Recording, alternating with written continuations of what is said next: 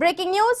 దక్షిణ కొరియా అధ్యక్షుడు యూన్ సుక్ యేల్ పై వేటు పడింది. అవిశ్వాస తీర్మానం ఆమోదం పొందడంతో ఆయన తన పదవిని కోల్పోయారు.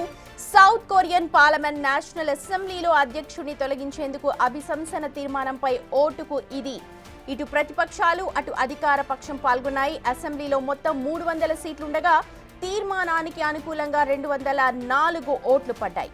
విపక్ష పార్టీలకు 192 ఓట్లు ఉండగా అంతకంటే ఎక్కువ ఓట్లు పడ్డం విశేషం. అధికారంలో ఉన్న తన సొంత పార్టీ నేతలు కూడా ఆయనకు వ్యతిరేకంగా ఓటు వేశారు.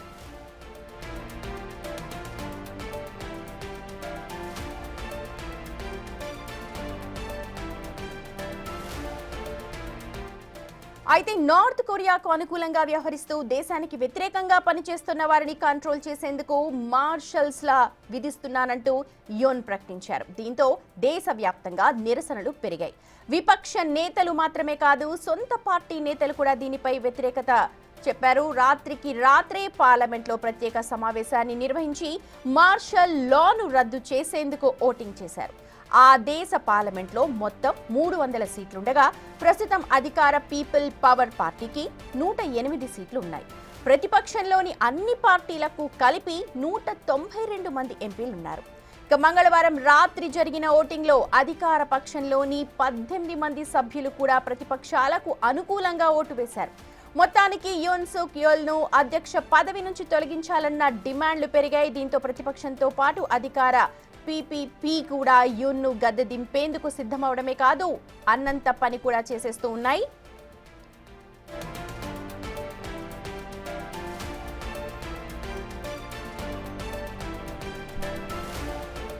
నిజానికి గత కొన్ని నెలలుగా యూన్ పై అనేక ఆరోపణలు వస్తున్నాయి. యూన్ భార్య కిమ్ కియోన్ హీలా 90,000 ఖరీదైన లగ్జరీ హ్యాండ్ బ్యాగ్ ని ఓ పాస్టర్ నుంచి లంచంగా తీసుకున్నారంటూ ఆరోపణలున్నాయి. 2 ఏళ్ల క్రితం నాటి ఈ ఘటనను పాస్టర్ తన వాచ్ కెమెరాతో రికార్డ్ చేయగా ఆ వీడియో గత ఏడాది నవంబర్లో బయటకొచ్చింది. దీనిపై దర్యాప్తు జరిపిన ప్రాసిక్యూటర్లు క్లీన్ చిట్ అయితే ఇచ్చారు. ఇక ఆ తర్వాత స్టాక్ మార్కెట్ ధరలను ప్రభావితం చేశారని, ఇన్ఫ్లేషన్ పెంచేందుకు ప్రయత్నించారన్న ఆరోపణలు వచ్చాయి. తాజాగా మార్షల్ లాతో ఆయన కెరియర్కే ఓ మాయని మచ్చలా మారింది.